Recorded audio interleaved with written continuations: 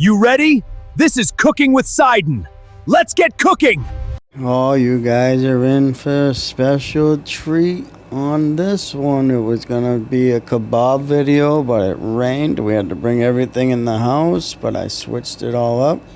So you guys are in for the most comfiest comfort food you're ever gonna taste. I'm about to have your tongue dancing on your chin, baby. You're gonna have an eyeball boner. When you're done with this, your eyeball's gonna be stuck open, I promise. First things first, let's marinate the steak. Let's make it nice. Let's make it sweet. Let's make it spicy. Slice them onions so thin. Thinner than a girl with no enamel on her front row of teeth. Pat dry that steak. We're going to pat dry it. We're going to go for a dry rub. Couple wet ones. I'm going to use a freezer dry bag for my marinade. Use a Tupperware pan, whatever you got. Cut the orange in half. I use some of the seasonings in the front video. You can use whatever you want, but go Sazón, go Worcestershire sauce. If you have a lime, use a lime. I went vinegar, just a little bit though. Orange, and scrape off a little bit from the peel for the zest of the orange. Not so it's super sweet, but you're gonna want it to be a little sweet. It's gonna be so good, I promise you. Let that sit for a good hour. Now, I'm doing 2 cups of rice for 4 people with always leftovers. Do 1 cup, do half. I have 1 pound of meat in the video. I'm sorry, it's like a pound point 3. Wash your rice. If you're not washing your rice, I can't trust that you're opening your ass cheeks in the shower. Wash the rice. It's gonna come out so much better. It gives it that oomph. Probably 3 or 4 times to get it clear water. That's what you're looking for. And after you wash it, just let it sit, because the rice is the least of our worries here. Right now, the main goal is Flavor Town. Now, you're going to see me show these little cubes. They're called bouillon cubes. They have chicken bouillon cubes. They're 2 in 1. Tomato bouillon and chicken bouillon. I use a chicken tomato bouillon. You don't have to. These are potatoes. These are my potatoes. My potatoes are this big and they're this thick. They're my potatoes, but I promise you, you take care of your potatoes, you wash your potatoes, the potatoes are going to fill you up regardless. Everybody has a different size potatoes, depending on your grocery store. 7 inches around is crazy. Who cares if it's 3 inches long? That's a big potato. Cut them up about 1.5 inches, 2 inches big, or as big as you want, doesn't matter. I went 4, go 3 if you're only cooking for less. If you're cooking for more, 4 is a good number, I promise. I'm gonna heat up my pan here because I'm using cast iron. If you don't have cast iron, don't worry about it. I would suggest these silver pots that I have for your rice and everything else, just get them. Want that one back there, I think it's a 10-inch, and this one right here is like a 12. It's worth it. They're deep. They're good for rice. They're good for stews. They're good for everything. That's the bouillon cube. You're going to need 2 cans of Goya tomato soup. Yes, I'm old school. I hand twist. 1 can, 2 can, and make sure we're refilling both cans. Now, depending on how watery you want your, let's just call it Sidon's beef stew. How watery you want your beef stew depends on how much you're going to put water in. So I go 2 cans water. Well, actually, I go 1.5 cans water, each one, just to get everything out. So do 2 cans to 1.5 cans each of water. You guys are in luck. There's my toes. You're welcome. Those are free. You won't see them again for free. Yeah, maybe you will. Who knows? Yeah, so after you do that, you're going to want the tomato soup to boil, right? So we're doing tomato sauce, 2 cans, green olives, as many as you like, tomato chicken bouillon. If you don't have a tomato chicken bouillon and you just have tomato or just chicken, that's going to be completely fine. I went sofrito. If you have this, they have a red one and a green one. Use it. I only had a little bit left, but all that's in there is everything that we're already putting in there. Cilantro, peppers, onions. I'm doing little Vienna hot dogs. I like those. Cut them up little half moons or full moons, completely up to you. You can even fry them before you do it. Can of beans, whatever beans you like. Remember, this is your kitchen. I'm just inviting you into mine. Invite me into yours sometime. Leave me a comment. Tell me what you want me to make. Give me ideas. I am all ears. I've been here, there, and everywhere. I've woken up in a lot of different kitchens with a lot of different people throughout my life. Never a dull moment over here, but yeah, all those kitchens I've woken up in, I just take a little bit of this, a little bit of that from all the experience I've gathered, and now I'm sharing it with you guys. So you don't have to wake up in these random kitchens. Sazon is a must. You've seen everything we got, everything we did. A little cilantro on the top, a little onion powder, a little garlic powder. The jalapeno, the spice. This is a big old jalapeno. This was not on purpose. I know a lot of you guys are thinking, damn, he just got the biggest fruits and vegetables in the world.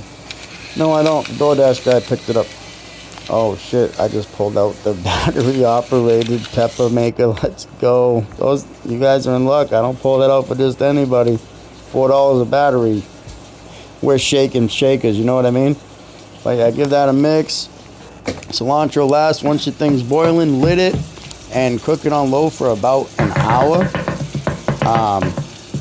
Well, that's going. Do your dishes, fold some laundry, vacuum your carpet, and I don't care what you do.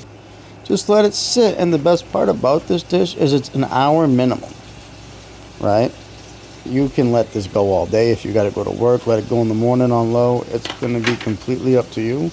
Cook them. Use meat from yesterday. No matter what, the meat is going to be tender. I'm pretty sure I cut the meat with a spizzy in this video for you, just to show you. And it wasn't even done yet. I still had another 45 minutes to go. I let mine go for an hour and a half, 2 hours. Easy. After the hour beeps, I cook the rice for the amount of time I cooked the rice for. And after that, it just cools. And you got, oh man, you guys, I'm going to have, your ears are going to be ringing. You're going to think people are talking about you, because they are. Everybody's going to want you to bring this again. You're going to be hounded. Look at this jalapeno. Look, 8 inches long is crazy for a jalapeno. Now, I'll tell you what. Don't break it open. You don't want the seeds in your sauce, and you don't want the juice in your sauce, because you're going to be so mad if that thing breaks open. Just letting it sit there. It's just for flavor. That's it. I don't know what it does. Whatever it does, it does. It's like that ex-girlfriend you call after a night out when you didn't get lucky. You hate her, but she just does something to make you want to call her after a long night. I don't know. So here we go. 1 hour. Now we're getting to the meat. Once we get to the meat, we're just searing it. This is where the cast iron comes in clutch. If you guys don't know, cast iron pans hold heat. That's why you don't need to cook on high with them. Because if you're cooking on whatever temperature you're cooking on them, it usually holds that temperature. You could shut the stove off and it's still going to hold that temperature. I went 4.0 on my electric stove. Meat's been marinating for about an hour. Tell me that doesn't look... You can smell it. Scratch the screen and sniff it. Look, I'm wiggling my toes. They smell so good. You know what I mean? Yours is going to look just like that, I promise. Let it sear. Now, you're going to see all these videos of people, oh yeah, sear it like this. Sear it. No, you have to flip it 2 or 3 times. You're not just going to let it sit and guess. You're going to burn shit. And cook it. Flip it after about 2 minutes. See what it looks like. It looks good? Hell yeah. If it doesn't look good, flip it back and try again in another minute. You want to do it 2 or 3 times. We're not cooking it all the way through. I'd say a medium rare, maybe 135 on the thermometer. Nah, 115 on the thermometer is good. Because meat cooks 5 minutes after you cook it anyways. If you didn't know that. Everybody knows that. Everybody's got YouTube. Yeah, whatever. Not everybody has this going on in their kitchen though. Okay? And not everybody has me just yapping. Okay? There's no cuts, no edits. Whatever I say is whatever you get. Now look at the redness. Medium rare. It's still moo inside. And what are we doing? It doesn't matter because it's going into the stew. We're setting it and forgetting it. By the time that comes out of the stew, you're going to be able to cut it with a plastic fork. I promise. You can give it to old Gam Gam and watch her gnaw on that thing with her gummies. It's going to be the funniest shit ever. It's going to break apart. It's going to melt in her mouth. She's going to put it in the little gums and they're going to say, where did it go? And it's gone. She's pooping. Gam Gam's diaper's going to be full by the end of the night. Look at, tell me this doesn't look like the best beef stew you've ever seen. Do your dishes. Now we're just waiting. So, we waited about an hour. Stove beeped, 2 cups of rice. 2 cups of water. This is so easy, guys. It's literally, turn that down to low. Oh, you're in sneak peek time. Yeah, there it is. That's what it's looking like, you guys. I promise you this whole dish is packed with flavor. And I'm gonna hook you up at the end too. I'm telling you, you cook this for your family, they're gonna want it every time you come. You cook it for your wife, she's gonna want it every time she doesn't feel good. You cook it for your husband, he's doing the laundry while he's mowing your carpet. You gotta fry your rice. You want it. Wait, what happened? Oh, I'm just showing you. See what it's busy, bro? It's just, I'm not even applying pressure. My knuckles aren't even white, dude. And if it is because I'm holding the camera, mind your business. But I'm telling you, flavor blasted. You haven't had anything. It's like beef jerky on steroids, I promise. Heat your rice. They say brown it. Just shake it around for a couple minutes. Don't burn it. Put it on about halfway hot. Mix it around for a minute or two. Don't let it sit or it will burn. It's called browning the rice. And what this does is, I don't know, but people say to do it, so I do it. And I've been doing it for a long time. And it comes out really good. So after that, there's a little thing in there. Boom. See that? Get it out of there. Oh, I dropped it. Guess what? Who cares? You didn't see shit. Mind your business. I know. We're looking for it, but we might have found it actually. Whatever. Maybe we did. Maybe we didn't. Mind your business. It's not going to kill you. If anything, it's protein. Little potato bug. Whatever it is. Now we're going high because we want the water to boil. Now, this is the hard part for a lot of people. Once it's doing that, right there, boiling, put the lid on and don't touch it. I know you're going to want to touch it, but don't. Just spin your pot around. If you want to do something, do that. Spin it around. Don't put your spatula in there. Put that lid on and go home. Get out of the freaking kitchen. Mind your business until you hear this thing beep. Go low. Yep.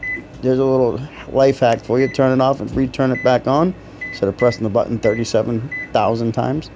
20 minutes for 2 cups of rice. All you need. 25 you want. Don't touch the lid. Boom. It's done just like that. Yours ain't done that fast, but mine is. Now look at what we get. Oh my God, that's some sticky icky, baby. It's like that good snow we used to have in the early 2000s that you could just peg off your buddy's forehead and it bang, perfect. You know what I mean? Now mix it up. Oh my God, that's so sticky. To the spatula, it's stuck. Now we're plating rice first, of course. And then we're going to put the stew right over as much as you want. Now, don't be the friggin' asshole that's always trying to steal all the meat out of the stew. Use your spoon, grab your scoop, and you get what you get. Come back later for more. Don't sit there trying to pick out your favorite pieces. Everything in here is good. Everything in here tastes amazing. You're not going to tell the difference from the steak and the potatoes. I promise. Everything's so melting in your face. Now, I'm even going to put you guys onto the tortillas. Oh my God, the clutch, the game changer, the deal breaker, the oh my God, why are we waiting? Because it's so hot, you're going to burn your face off. So make a couple of tortillas just to have it that much better. Little oil, flip it here, flip it there. We don't want crunchy tortillas unless you do. If you want crunchy ones, make them crunchy. I like mine a little soft. You know what I mean? I like mine a little floppy, you know? A little flip, drain some oil onto a paper towel, of course, because you don't want to just eat oil. What are you, a friggin' animal? You gotta let that grease soak up in that paper towel, and guess what? While you're waiting for that one to cool down, make another one. You know what I mean? It's like just the ever-ending domino effect. Everything you're doing from that point forward till now is just Flavor Town. You know what I mean? You're literally just getting better as you go. The only thing to like complete this meal is going to sleep with a wet friggin' da-dink, da-dink, you know what I mean? Like, without even asking. There she is. You guys are welcome. High five your partner, because you're getting the kuna. Here comes your kids and your gamer boyfriend dropping everything and running to the kitchen. It must be done. I love you. Goodbye. Thank you for watching. Like and follow for more. Click the subscribe button.